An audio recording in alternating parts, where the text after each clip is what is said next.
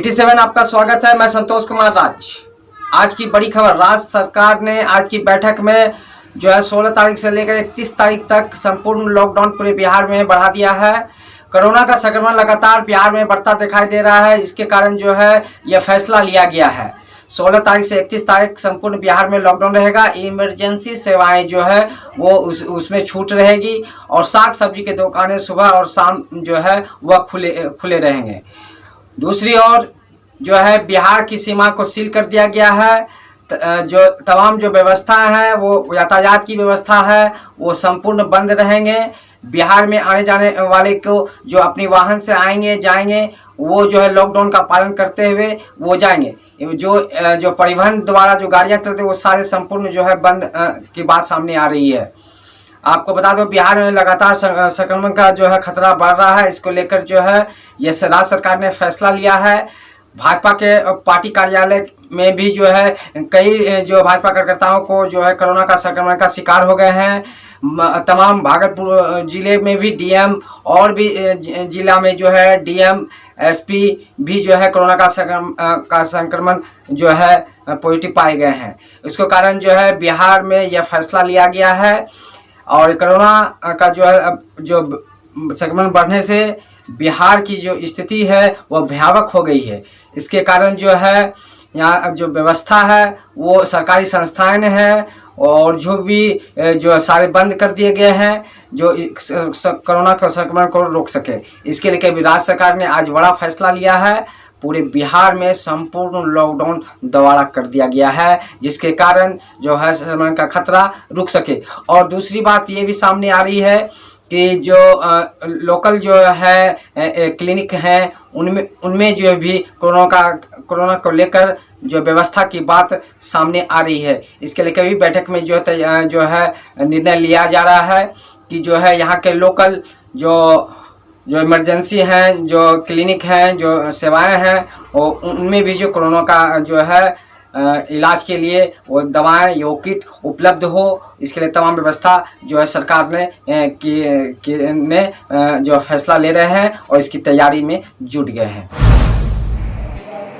11 जुलाई 2020 ग्राम पंचायत भीरखुर्द की समस्त जनता का आभार व्यक्त करते हुए मैं तमाम सुल्तानगंज विधानसभा क्षेत्र वासियों से, तमाम जिला वासियों से एक विनम्र आग्रह करना चाहूँगा कि जिस तरह कोरोना वैश्विक महामारी के रूप में हम सबके सामने पुनः जो है वो उभरती हुई नज़र आ रही है और ज़्यादा से ज़्यादा संख्या में इससे संक्रमित लोग पाए जा रहे हैं। ऐसे स्थिति में अपने आप को बहुत ही संयमित और सुनियोजित ढंग से जो है जीने का प्रयास किया जाए। देखा जाए तो सरकार जिस तरह से लॉकडाउन की स्थिति को बढ़ा रही है और ऐसे में जनजीवन को अस्त व्यस्त करने का एक जो है जो समस्या है वो जो सामने आएगी उससे निपटने के लिए सरकार को भी इसके पहले प्रोग्राम बना लेने चाहिए। खासकर खाद्यान्न सुरक्षा को लेके कि किस तरह से हम एपीएल बीपीएल को दे रहे हैं, बायोमेट्रिक सिस्टम से दे रहे हैं, वहाँ अंगूठों का इस्तेमाल होता है, क्या इसको हटा के कोई डायरेक्ट सिस्टम लगा सकते हैं। कई राज्यों में इस तरह की बातें हो चुकी है, क्या इसे बिहार में लागू किया जा सकता है। जिस तरह से प्रवासी मजदूर यहाँ पर आए हैं और वो रोजगार के लिए भटक रहे हैं, जल की स्थिति आप देख रहे हैं, कुछ ही दिन में बाढ़ वाली स्थिति आ जाएगी और जीवन और हरियाली की तो कहीं दूर दूर तक आज के तारीख में संबंध नहीं है।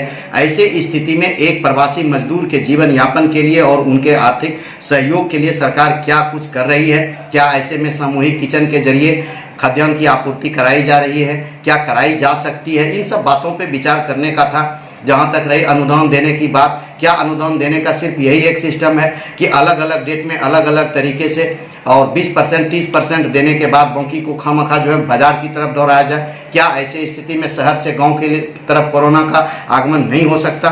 बिना किसी प्रोग्राम, क्या बैंकिंग सुविधा को दुरुस्त करने के लिए बैंक कर्मियों को गांव की तरफ पदस्थापित किया जा रहा है? कुछ नहीं, शाखाएं कम हैं, जनसंख्या बहुत ज़्यादा है। बिहार सरकार के पास कोई प्रोग्राम नहीं है सिवाय लॉकडाउन का। लॉकडाउन अत्यंत आवश्यक है, इसके साथ सोशल डिस्टेंसिंग भी जरूरी है और एक स्ट्रक्चर भी जरूरी है। मैं ध्यान आकर्षित करना चाहूँगा बैंकिंग सिस्टम पे, मैं ध्यान आकर्षित करना चाहूँगा खाद्य आपूर्ति अधिनियम के अंतर्गत आने वाले नियमों पे, मैं ध्यान आकर्षित करना चाहूँगा स्वास्थ्य संबंधी समस्याओं पे, मैं ध्यान आकर्षित करना चाहूँगा जो नगद प्रोत्साहन राशि दी जाती है इसके आवंटन के विषय में। इसके अलावे जो सरकारी कार्य हैं क्या उसके अंतर्गत प्रत्येक आदमी को प्रत्येक सरकारी कार्यालय तक दौड़ना आवश्यक है? इन सब चीज़ों पे, इन सब बिंदुओं पे निश्चित रूप से विचार करके सरकार को जो है एक संज्ञान लेनी चाहिए और उसके बाद लॉकडाउन की स्थिति को बरकरार रखनी चाहिए, ताकि जो है आम जन को अपने जीवन का क्षति न हो और अपना जीवन वो अच्छे तरीके से जी सकते हैं। आप तमाम जनप्रतिनिधियों से, तमाम ग्रामवासियों से, विधानसभा वासियों, जिलावासियों, देशवासियों से मेरा विनम्र आग्रह है कि निश्चित रूपेण से इस कोरोना जैसे वैश्विक महामारी से बचने के लिए जो नियम सुझाए गए हैं उसका पालन करें और बहुत आवश्यक होने के बाद ही आप घर से बाहर निकलें, ताकि अपने जान माल की हिफाजत हो सके और अपने जीवन को सुखमय तरीके से जिया जा सके। मैं मुखिया संजीव कुमार सुमन से, जिला महासचिव राष्ट्रीय जनता दल, बहुत बहुत आभार, बहुत बहुत धन्यवाद। लॉकडाउन बढ़ाया गया, यह सही फैसला है, क्या कहना चाहेंगे? ये फैसला तो सही है। ये फैसला थोड़ा दिन पहले ही लेना चाहिए था।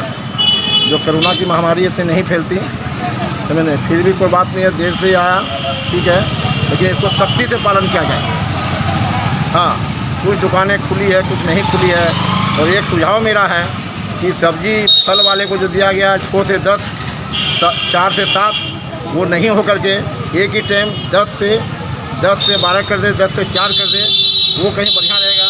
नहीं तो गैदरिंग तो होगी 6 बजे से 10 बजे तक गैदरिंग होगी, 4 बजे से 7 बजे तक गैदरिंग होगी, तो लॉकडाउन का पालन कहाँ होगा? सीधी बात है। परिचय सर आपने? मनोज कुमार सिंघानिया, भाजपा नगर उपाध्यक्ष।